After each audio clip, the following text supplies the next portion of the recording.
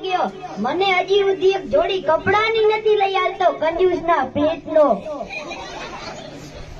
હે પુષ્પા ભાઉ, શ્રીવલ્લી ભાભી કેમ દેખાતા નથી? તારી ભાભી તો ગયા છે રીસામણે. પણ કેમ?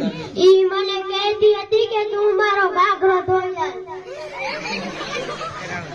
હે પુષ્પા ભાઉ, તમારે ક્યાં કરવાનું આવતું હતું? એલા હું પુષ્પા ભાઈ છું. પુષ્પા ભાઈ નથી કે એનો ઘાઘરો ધોઈ આલું.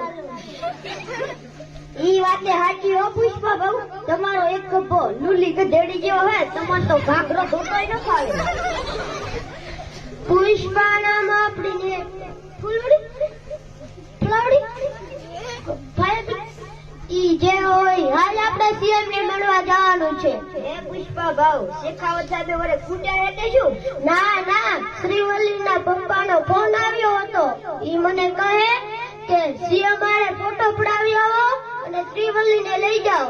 હે પુષ્પા ભાઉ, શ્રીવલ્લીના પપ્પા 2 વર્ષ પહેલા કેન્સરથી મરી ગયા હતા. શ્રીવલ્લીને મમ્મીએ દિયરવટું કર્યું છે. એનો લાડવો સોરો 60 હશે દિયરવટું.